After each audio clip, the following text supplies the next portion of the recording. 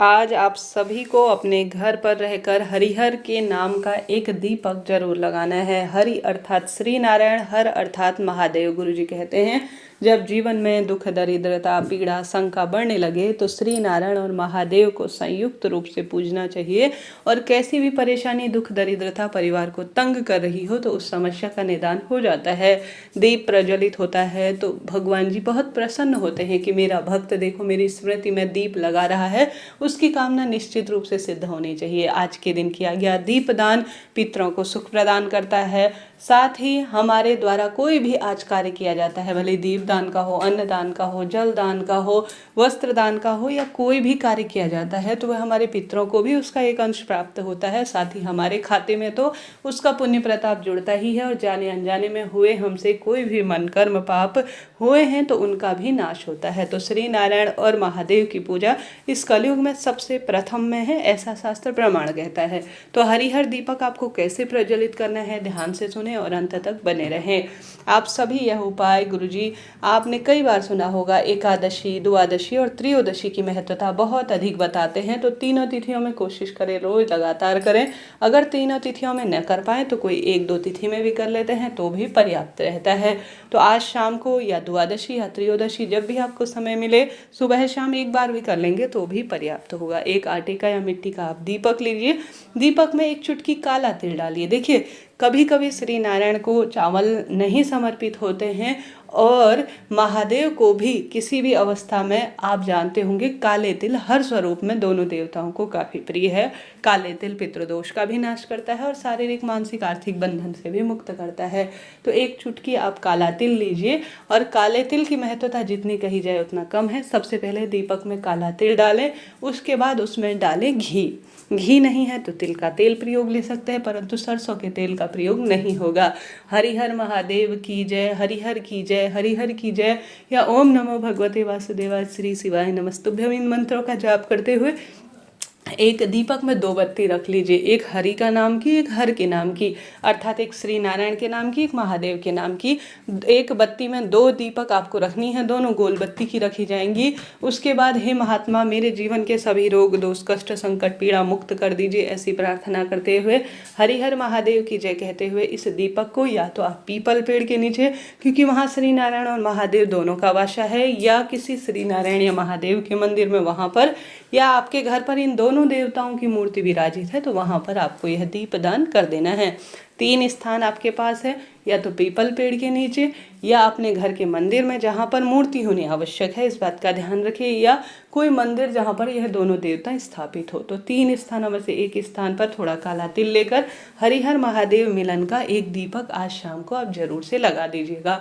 यह बहुत अधिक लाभ देने वाले कार्यों में माना जाता है। तो प्रथम उपाय यह करना है। दूसरा, गुरुजी कहते हैं जब भी एकादशी व्रत पड़े, द्वादशी हो, एकादशी, प्रदोष, अष्टमी और जो है पूर्णमासी, इन तिथियों में आप सभी को 5 दीपकों का दान जरूर करना चाहिए। व्रत उपवास नहीं भी कर पाते हैं तो इन 5 दीपकों के दान की महत्वता अद्भुत कही गई है। तो आप सभी को 5 दीपक लेने हैं। सबसे पहले जो दीपक है आज की तिथि पर वह अपने घर की रसोई में प्रज्वलित करें। रसोई में पितृदेवताओं का वास है, माँ अन्नपूर्णा का वास है, और सभी देवी देवता हमारे घर की रसोई में आकर रोग, दोष, कष्ट मिटाते हैं।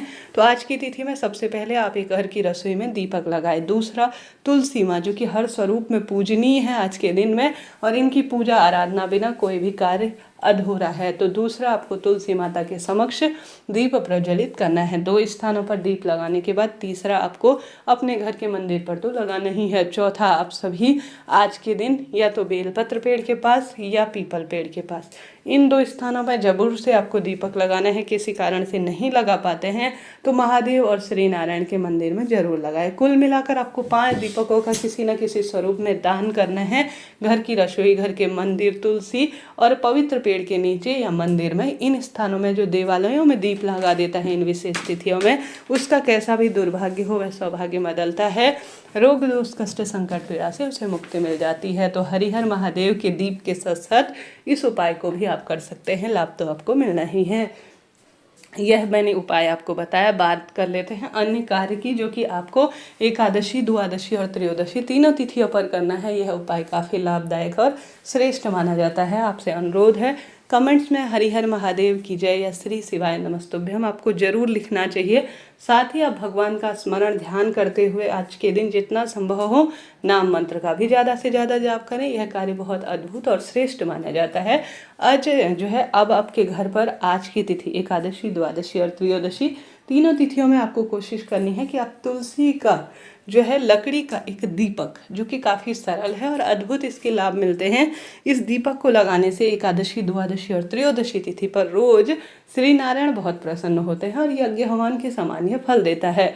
तो आप एक आटे का मिट्टी का दीपक ले लीजिए जिसमें एक तुलसी की लकड़ी आपको लेनी है और उसमें आप सभी को एक लकड़ी में रुई या कलावा लपेट लेना है अच्छी तरह से। रुई या कलावा लपेटने के बाद आप घी डाल लीजिए उस दीपक में या तिल के तेल का प्रयोग कर लीजिए। आप सभी को ओम नमो भगवते वासुदेवाय महामंत्र का जाप करते हुए मेरे परिवार से सभी संकट, कष्ट, पीड़ा का निदान हो, सुख समृद्धि का वास हो, ऐसी प्रार्थना करते हुए तुलसी की लकड़ी का दीपक श्री नारायण के समक्ष तीनों तिथियों में जरूर से आप लगाएं। इन उपायों में से एक दो उपाय भी आप कर लेंगे तो निश्चित रूप से लाभ मिलेगा। सुख समृद्धि का वासा आपके घर पर होगा और दुख दरिद्रता का अंत तो होना ही है। आशा है, उम्मीद है इस तरह से आप श्री नारायण की प्रतिमा, मूर्ति, पूजा के समक्ष, कहने का अर्थ है उनके मंदिर या घर पर दीप दान करेंगे तो संपूर्ण पूरे दिन के फल आपको मिलेंगे और संकट, कष्ट, पीड़ा का निदान होगा। एक समय का भोजन पंडित ब्राह्मण जी के लिए आप दान जरूर कीजिएगा। यह सबसे शुभ और श्रेष्ठ कार्य के रूप में माना जाता है। तो एक समय का भोजन पंडित ब्राह्मण जी के घर जब आप दान करते हैं तभी आपका व्रत उपवास सफल माना जाता है। साथ के साथ आपको महादेव का सुंदर फूलों से श्रृंगार करना है, श्री नारायण का सुंदर फूलों से श्रृंगार करना है। श्री नारायण के लिए तुलसी की माला का प्रबंध आप करते हैं, महादेव के लिए बेलपत्र की माला का प्रबंध करते हैं, तो यह सुख सौभाग्य के स्वरूप में जाना जाता है। दीपदान करने से सभी तरह के सुखों की अनुभूति होती है, दुख दरिद्रता का नाश होता है। परिवार में रोग, कष्ट, संकट, पीड़ा के लिए यह दिन सबसे उत्तम माने जाते हैं निदान के लिए। ज़्यादा से ज़्यादा दीपदान कर कर भाग्य की रेखाओं को प्रबल करें, सुख समृद्धि का वासा अपने घर परिवार में करें। कैसी भी दुख, कैसी भी तकलीफ, पीड़ा, संकट, कष्ट आपके जीवन को प्रभावित कर रहे हैं, इन दिनों नाम मंत्र जाप करने से तुरंत वह पूर्ण होते हैं। शिव मंदिर की साफ सफाई, झाड़ू पोछा इत्यादि में अपना समय व्यतीत करें, प्रभु के नाम का सुमिरन करें। सेवा, आराधना, पूजा का अपना एक सुख है। गौ माता की पूजा करें, गौ माता को रोटी नियमित रूप से 3 तिथियों में आपको खिलानी है। विशेष सेवा अर्चना करनी है ताकि पितरों को भी इसका सुख प्रदान हो। सूर्य भगवान को जल चढ़ाएं।